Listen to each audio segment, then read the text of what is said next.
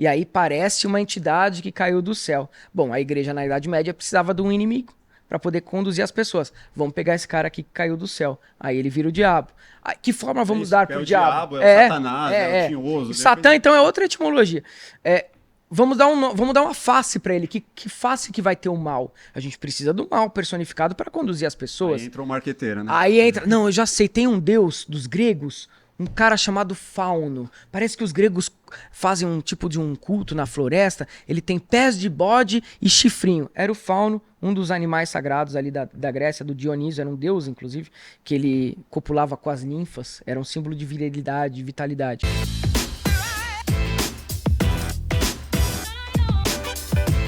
O problema do cristão hoje é que ele não lê a Bíblia, né? O cristão ele lê só o que o pastor manda ele ler do Novo Testamento, que não é a Bíblia no original. A Bíblia em original é escrita em hebraico, chama-se Torá, que é formada pelo Pentateuco, que são os cinco livros que Moisés recebe no Monte Sinai.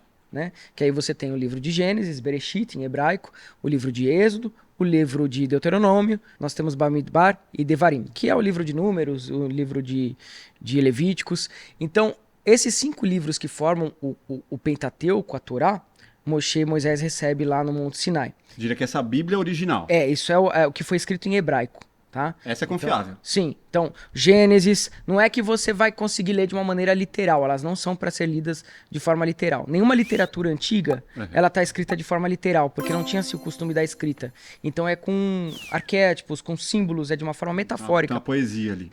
Porque senão você vai acreditar que jumento fala, Uhum. vai acreditar que o mar abriu no De meio. qualquer forma, você tem que tem uma Entendeu? interpretação ali. Exatamente. Então, assim, não é para ser lido de forma literal. Uhum. Né? Quando se fala, por exemplo, nos 7 dias da criação, são 7 grandes eras cósmicas. E aí que está representado o número 7. O nosso universo é setenário. São 7 cores do arco-íris, 7 notas musicais, 7 chakras, Cara, é meu número 7 preferido. planetas. Eu também. É o número do buscador. Todo orçamento eu coloco, nem que seja a coluna dos centavos ali, eu coloco um É o 7 número do pra buscador. fechar. Não é o número de maior prosperidade, mas é o Ah, número é? de mais espiritualidade. Puta, não sabia. Você tá sempre protegido com o número 7. Sempre. Que demais. Então, assim, esses livros, né, Gênesis, Êxodo, Levítico, Deuteronômio e Bamidbar, né, que a gente chama números, eles formam a base do Pentateuco, da Torá. Aí, Vic, mas o que é a Torá? A Torá, ela é recebida no Monte Sinai por Moisés, lá quando ele tem essa conexão com o Eterno, com Deus, e ele procura transcrever de uma forma arquetípica, simbólica, os mistérios da criação, que a gente chama de Kabbalah. Isso era uma tradição de mistérios que era passado de mestre para discípulo de forma oral, desde a época de Shilomo, Hameler, Salomão, o rei, desde a época de Davi, de antes de Moisés, né, na verdade, desde Adão. Né, quando Adão sai do Éden, né, vem para a matéria, o espírito cai na matéria, ele recebe um livro chamado Sefer Raziel, do anjo Raziel. E na verdade não é nem um livro, é só uma tradição oral de como ele poderia voltar a esse paraíso. O paraíso é uma coisa simbólica, não é um mundo cheio de fadinhas. O paraíso é voltar à sua conexão com o todo. Sentir-se unido ao todo, voltar ao estado primordial do homem, de Adão Kadmon, né? Que é o homem se relacionando em harmonia com o todo. Muito daquela coisa de Spinoza que a gente comentou. Sim. Isso é o ideal da iluminação. É isso que os magos procuram, inclusive. Então, esse conhecimento foi todo passado de mestre para discípulo de forma oral. Quando chega em Moisés, por uma permissão espiritual, ele transcreve, mas ele não transcreve de forma direta, que nem eu te falei, esotérica. Ele transcreve de uma forma exotérica, para o povo poder entender. Né? Você tinha pessoas ali que não tinham nada de espiritualidade, nenhum tipo de consciência espiritual. Então ele explica com historinhas, com narrativas, que tem mensagens por trás. Por isso que eu falo, quem leva a Bíblia no literal não entende a Bíblia, porque a Bíblia não é para ser lida de forma literal. Se você perguntar para qualquer rabino, tem 4 formas de ler a Bíblia, tá? Que a gente chama de pardes, o pomar. Nós temos o pshat, que é a forma literal.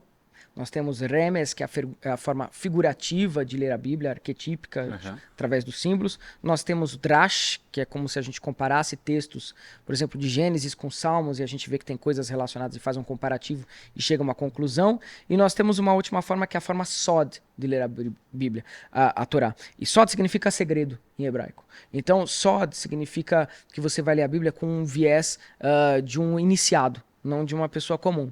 Mas Né? tem um problema nisso, né? Tanto a questão da tradução para o monte Sim. Foi onde aconteceu o erro de Lúcifer. todos os lugares do mundo que foi traduzido. E outra é interpretação. Você tem lá, tem um livro sagrado escrito, Sim. mas você precisa de um intérprete. Sim. E qual viés que esse intérprete tem? Para onde ele quer levar o seu pensamento? Na dúvida, chegue à conclusão do que faz melhor para você. Não, tudo bem, mas assim, se você vai ou com um pastor de uma igreja católica, ou numa igreja, independente de onde você for, Sim. ele vai ter um livro lá que alguém vai interpretar para você, Sim. normalmente Que não é o certo. no templo dele, na casa dele, e aí você vai falar, pô, mas isso aqui eu não tô concordando. Ele vai falar assim, não, tem aqui na Bíblia, tá escrito. Ele vai pegar lá uma O que ele interpretou. E o que ele interpretou. A partir da tradução tá para português. aqui, ó. E aí, normalmente, as discussões com evangélicos, né? Tá escrito aqui, ó. Não tá escrito. Tal, Sabe por que não tá escrito? Não tá. Sabe Deus tá escrevendo? É Deus mesmo que escreveu isso aí? Primeiro que o evangélico, quando ele vai discutir Bíblia, se ele não entende o idioma hebraico, ele não tem que falar de Bíblia, já começa por aí, porque a Bíblia está escrita em hebraico. Mas é a primeira coisa que eles falam. Então, anime da Perivrita, eu falo hebraico, então eu posso ler a Torá em hebraico que eu vou entender, né? E segunda coisa, como que acontece o processo de criação de um livro? Por exemplo, esses daqui, o seu livro aqui. Provavelmente ele já foi traduzido. Sim. Um livro que lançou lá fora. Então ele tem conceitos de uma população estrangeira. Sim. Entende? Então a Torá ela está escrita para uma população daquela época que tinha uma outra mentalidade, cujas referências simbólicas e arquetípicas eram outras. Então, além de tentar colocar um conceito de uma civilização de 3.000 anos atrás na cabeça de um povo de hoje, ainda a tradução é porca. Então, tem dois tipos de ruídos aí no meio. Sim. Então, para quem quiser entender mesmo de Bíblia, de Torá, tem que ler em hebraico. E uma das coisas que o pessoal mais fala, né, de Lúcifer. 9% não vai... Mas aí que tá o esforço. Aí é que separa o joio do trigo. Eu quero ler em português. Tudo bem, você pode então fazer a sua interpretação, tá legal? Você quer acreditar em tudo que você lê ali de uma forma literal? Beleza. Só não empurra pros outros. Entendeu? Eu não sou nem contra a pessoa ler um livro de uma forma mais ignorante, porque às vezes ela não tem acesso ao conhecimento. Mas pelo menos saiba que não é a verdade única. Sim, é e não tenta empurrar para os outros. Porque é aí que o estrago acontece. E esse erro aconteceu, por exemplo, com o nome de Lúcifer, né? Que nem a gente estava falando. Sim. Isso aí Lúcifer é o anjo caído. Não existe anjo caído na Torá. Os anjos caídos, eles são da literatura de Enoque. Não existe anjo caído na Torá. Se você pegar a Torá hoje, a Bíblia, que os judeus leem lá em Jerusalém, né? E a parte da minha avó é judia, do leste europeu. Então, se você pegar a Torá, se você procurar Lúcifer ali, a única parte que aparece é no livro de Isaías, capítulo 14, versículo 22. Versículo 12, desculpa. O que está sendo dito ali? Eich napalta mishamaim, heilel ben shahar nigdata laaretz rolei shalgoim. Resumindo. Ó tu que caístes do céu, estrela da manhã, tu que debilitavas as nações. A melhor tradução possível. Por que Isaías está falando isso nesse capítulo 14 do livro de Isaías? Porque ele debilitava as nações. E por que ele caiu do céu? Ó estrela da manhã, ó filho da aurora. Outra tradução possível, né? Heilel ben Shahar. Lúcifer era chamado em hebraico. Heilel ben Shahar. Heilel, aquele que brilha. Ben, filho, Shahar, alvorada, alvorecer. Por que ele é chamado assim?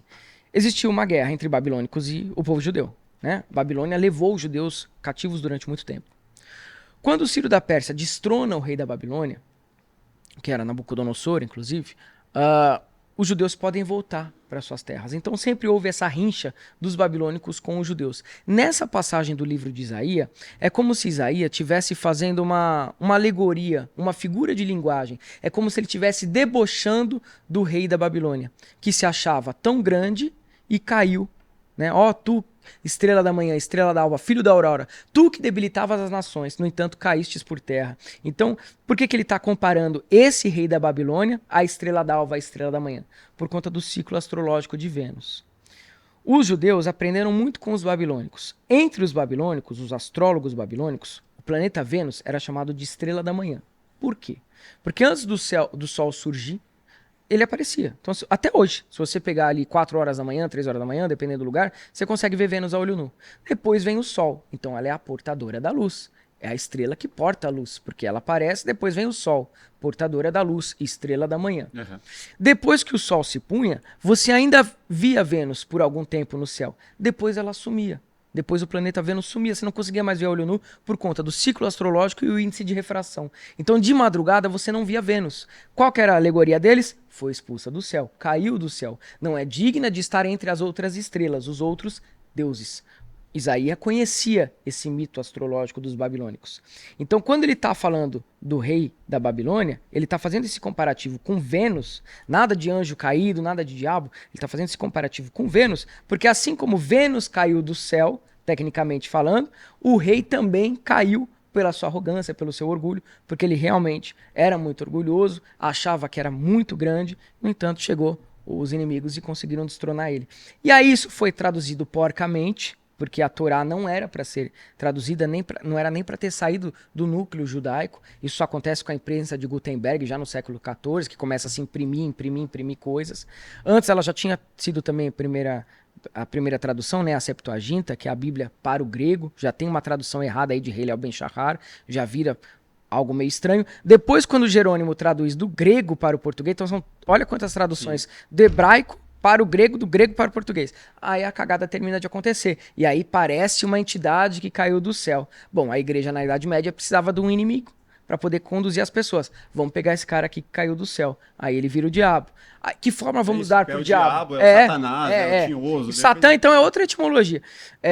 Vamos dar uma face para ele. Que face que vai ter o mal? A gente precisa do mal personificado para conduzir as pessoas. Aí entra o marqueteiro, né? Aí entra... Não, eu já sei. Tem um deus dos gregos, um cara chamado Fauno. Parece que os gregos fazem um tipo de um culto na floresta. Ele tem pés de bode e chifrinho. Era o Fauno, um dos animais sagrados ali da Grécia, do Dionísio. Era um deus, inclusive, que ele copulava com as ninfas. Era um símbolo de virilidade, de vitalidade.